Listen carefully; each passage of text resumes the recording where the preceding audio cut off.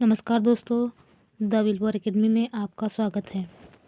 जैसा कि हम लोग कक्षा 8 का इतिहास पढ़ रहे हैं, तो आज हम लोग अध्याय 9 का प्रश्नाभ्यास देखेंगे। पिछले वीडियो में हमने अध्याय 9 पढ़ लिया है। अगर आपने नहीं पढ़ा है तो नीचे डिस्क्रिप्शन में प्लेलिस्ट का लिंक दिया गया है, आप वहां से जाकर पढ़ सकते हैं। तो आइए देखते हैं पहला प्रश्न।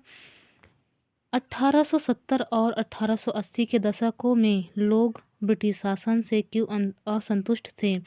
तो 1870 में आर्म्स एक्ट के पारित होने, वर्नाकुलर प्रेस एक्ट के पारित होने, इल्बर्ट बिल लागू करने के प्रयास के कारण लोग ब्रिटिश शासन से असंतुष्ट थे। दूसरा प्रश्न है, भारतीय राष्ट्रीय कांग्रेस किन लोगों के पक्ष में बोल रही थी? भारतीय राष्ट्रीय कांग्रेस देशवासियों के हितों पर आधारित व वर्ग समुदाय के मिलकर बनने के स्थान पर सभी समुदायों के हितों की ओर से बोलने का प्रयास कर रही थी। तीसरा प्रश्न है, पहले विश्व युद्ध से भारत पर कौन से आर्थिक असर पड़े? तो पहले विश्व युद्ध से भारत पर निम्नलिखित आर्थिक असर पड़े। पहला, इस युद्ध के कारण ब्रिटिश भारत सरकार के व्यय में भारी बढ़ोतरी हुई थी। इस खर्चे को पूरा करने के लिए सरकार ने निजी आय और व्यावसायिक लाभ पर कर बढ़ा दिया था। दूसरा, सैनिक व्यय में बढ़ोतरी तथा युद्ध सामग्री की आपूर्ति के कारण जरूरी चीज़ों की कीमतों में भारी उछाल आया और आम लोगों के जीवन मुश्किल हो गया। तीसरा, इस युद्ध ने औद्योगिकरण, वस्तुओं जैसे जूट के बोरे, कपड़े, रेल की पटरियों आदि की मांग बढ़ा दी।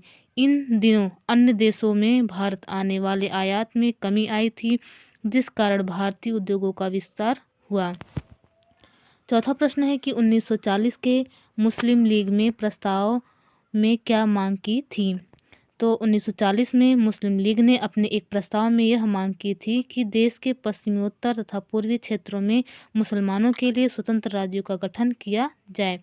मुस्लिम लीग 1930 के दशक के आखिरी सालों से मुसलमानों और हिंदुओं को अलग अलग राष्ट्र मानने लगी थी। पांचवा प्रश्न है कि मध्यमार्गी कौन थे? वे ब्रिटिश शासन के खिलाफ किस तरह का संघर्ष करना चाहते थे? तो मध्यमार्गी देखते हैं, कांग्रेस के प्रारंभिक नेता मध्यमार्गी थे। इन नेताओं में प्रमुख थे जैसे दादा भाई नौरोजी, सुरेंद्र नाथ बनर्जी, गोपाल कृष्ण गोखले आदि। संघर्ष का तरीका क्या था इनका? पहला है, इन नेताओं को विश्वास था कि अंग्रेज पढ़े लिखे सभ्य हैं, वे भारतीयों के दुख दर्द को समझेंगे तथा उन्हें उनके दुख को दूर करेंगे। दूसरा है कि ये नेता प्रार्थना पत्रों, अपीलों, याचिकाओं के द्वारा अपनी बात अंग्रेजों तक पहुंचाने तथा मनवाने में विश्वास रखते थे। तीसरा, ये नेता सरकार के अत्याचारों, गलत नीतियों, दुष्प्रभावों से जनता को अवगत करना चाहते थे। छठवां प्रश्न है कि कांग्रेस में आमूल परिवर्तनवादी की राजनीति मध्यमार्गी की राजनीति से यह किस तरह भिन्न थी? तो देखते हैं अंतर क्या है। नरमपंथी संघर्ष में शांतिपूर्ण तरीकों को अपना प्रयोग करना चाहते थे।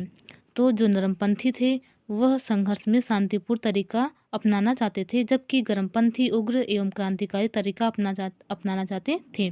दूसरा, नरमपंथी यह मानते थे कि सरकार उनकी न्याय संगत मांगों को मान लेगी, जबकि गरमपंथी सोचते थे कि बिना किसी दबाव के अंग्रेज उनकी मांग नहीं मानेंगे।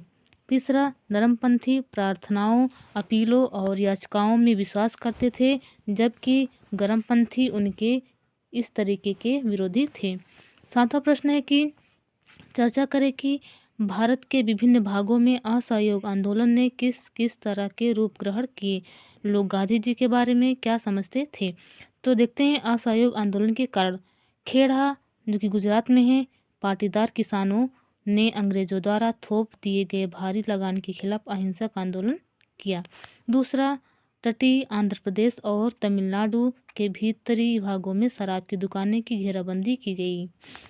तीसरा, आंध्र प्रदेश के गुंटूर जिले में आदिवासी और गरीब किसानों का विरोध औपनिवेशिक सरकार के वन संसाधनों पर उनके अधिकारों को बहुत सीमित करने के लिए था।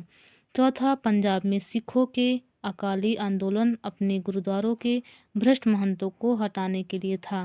पांचवा, असम में चाय बागानों मजदूरों ने अपनी तनख्वाह में बढ़ोतरी के लिए आंदोलन चलाया। छठवां, लोग गांधी जी को एक तरह का मसीहा, एक ऐसा व्यक्ति मानते थे जो उन्हें मुसीबतों और गरीबी से छुटकारा दिला सकता है। 8वां प्रश्न है कि गांधी जी ने नमक कानून तोड़ने का फैसला क्यों लिया? तो 1930 में गांधी जी ने ऐलान किया कि वह नमक कानून तोड़ने के लिए यात्रा निकालेंगे। उस समय नमक कानून यानी कि उस समय नमक के उत्पादन और बिक्री पर सरकार का एकाधिकार होता था। महात्मा गांधी और अन्य राष्ट्रवादियों का कहना था कि नमक पर कर वसूली करना पाप है, क्योंकि यह हमारे भोजन का एक बुनियादी हिस्सा है। गांधी जी ने नमक कानून को एक चुनौती के रूप में लेते हुए इसे तोड़ने का निर्णय लिया।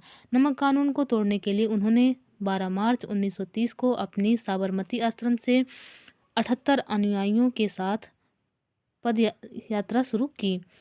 240 किलोमीटर का सफ़र तय करके वे 6 अप्रैल 1930 को अरब सागर के तट पर स्थित डांडी नामक स्थान पर पहुंचे और समुद्र से पानी लेकर नमक बनाया और नमक कानून को भंग किया। 9वां प्रश्न है जो कि हमारा अंतिम प्रश्न है, 1937 से 1947 की उन घटनाओं पर चर्चा करें जिनके फलस्वरूप पाकिस्तान का जन्म हुआ। तो देखते हैं पाकिस्तान का जन्म कैसे हुआ। 1937 में मुस्लिम लीग संयुक्त प्रांत में कांग्रेस के साथ मिलकर सरकार बनाना चाहती थी, परंतु कांग्रेस ने इस प्रस्ताव को स्वीकार नहीं किया, जिससे दोनों के बीच मतभेद गहरे हो गए। 1940 में मुस्लिम लीग ने देश के पश्चिमोत्तर तथा पूर्वी क्षेत्रों में मुसलमानों के लिए स्वतंत्र राज्यों की मांग का एक प्रस्ताव पारित किया। 1946 के प्रांतीय चुनावी लीग को मुसलमानों के लिए आरक्षित सीटों पर अत्यधिक सफलता मिली। इससे लीग पाकिस्तान की मांग पर कायम रही।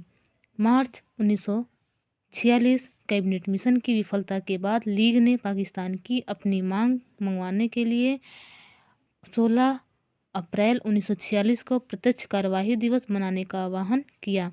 इसी दिन कलकत्ता में दंगे भड़क उठे और मार्च 1947 तक हिंसा उत्तरी भारत के विभिन्न भागों में फैल गई और इसके बाद विभाजन का परिणाम सामने आया।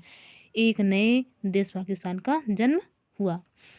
तो हमने देखा कि पाकिस्तान का जन्म कैसे हुआ। ये हमारा अंतिम प्रश्न था। तो आज के लिए बस इतना ही। कल हम पढ़ेंगे लास्ट अध्याय जो कि कक्षा 8 का इतिहास का लास्ट अध्याय है, अध्याय 10। तो कल हम पढ़ेंगे अध्याय 10। आज के लिए हम यहीं पे अपना प्रश्न अभ्यास समाप्त करते हैं। तो मुझे उम्मीद है कि आपको यह प्रश्न अभ्यास समझ में आया होगा। पूरा वीडियो देखने के लिए धन्यवाद।